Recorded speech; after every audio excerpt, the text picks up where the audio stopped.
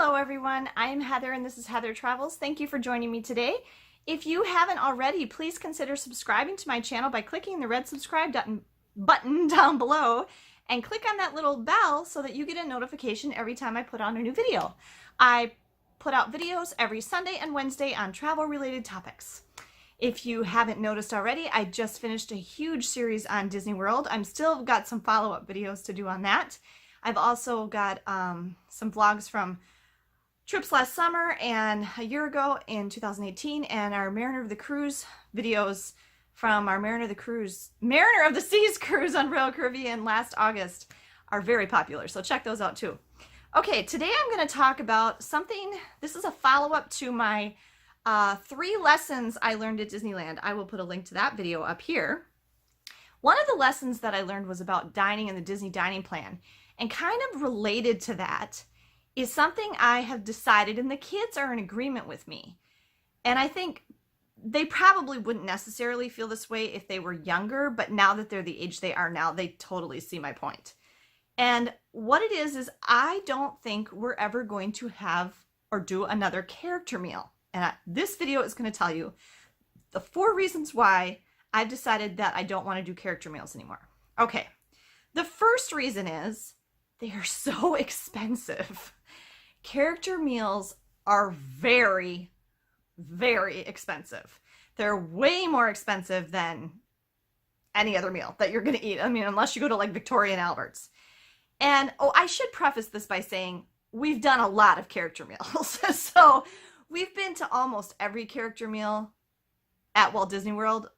I think there's only a couple we haven't done. So we've kind of had our fill. If you've never done a character meal, I don't want you to let me talk you out of it. You should definitely give it a try. We've even done a character meal at Disneyland. One or at least one. So we've done a lot of character meals. So we've had it enough.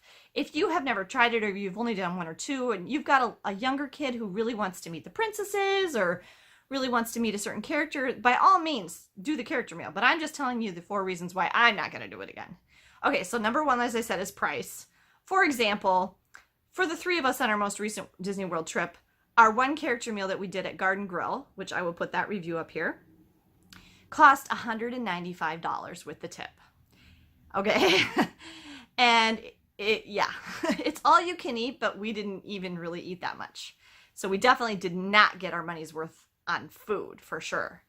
For comparison, let's say, and I'll do a table service restaurant because technically a character meal is a table service restaurant, a table service dining experience, sorry. Let's say Yak and Yeti. We ate at Yak and Yeti at Animal Kingdom the day before that, I think, or 2 days before that. And it was like, I don't know, $40, $50. So, yeah, there's a big difference. And I liked the food there way better. So cost is a huge factor in character dining. And I just don't think it's worth the money.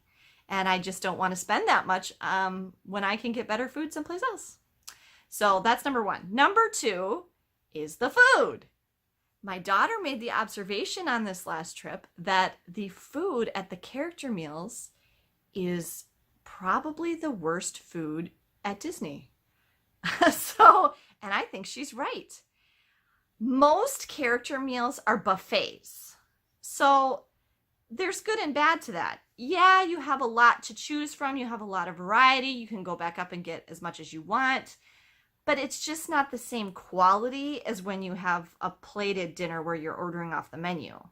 And the character meals like Garden Grill that are not a buffet, it's a prix-fixe meal where you don't get to choose what you eat. They just bring you, this is what you get, and you share it. It's like family style.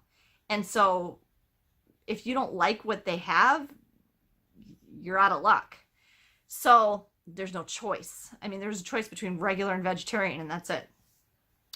The food quality is just, I mean, the quality is fine. I just don't think it's that yummy. It's not that good. And one of the disadvantages too of when you eat at a character meal that's a buffet, which is most of them, is there's a chance you might miss a character. Because while you're up getting food at the buffet, that character might come around and you miss them. And then unless you want to sit waiting for like 2 or 3 hours for them to come back around again, the whole restaurant, you're not going to meet that character. Which brings me to point number 3. Time. Character meals take forever. They're very long and time consuming. And it can take a huge chunk out of your park touring day, especially if you're eating a character meal inside of a park. So I really feel like time is money when you're in the theme parks. And from a cost perspective, that's not a good value because you paid a lot of money for that ticket. It's, $125 per person per day to get into one theme park now. I mean, the price of the ticket does go down the more days you stay, and if you paid to get in there and now you wasted 2 hours, which is what it usually is, for a character meal inside the theme park, you just lost 2 hours that you could have been off doing other stuff and riding attractions and seeing shows and things like that. So I don't think it's worth it. If you're eating a character meal outside of a theme park, for example, at one of the resort hotels, that's a little different because maybe you're having a rest day, you're not going to the theme parks that day. If you're going to have a character meal, I would actually recommend that. Do it on a day that you're not going to a park because then you're not wasting a day and a ticket to meet the characters and waste 2 hours having this character meal. And then the fourth thing is related to the characters themselves. We realized when we ate at Garden Grill this last time, which there you meet Mickey, Pluto, who's my favorite? Oh, well, Duffy's my favorite.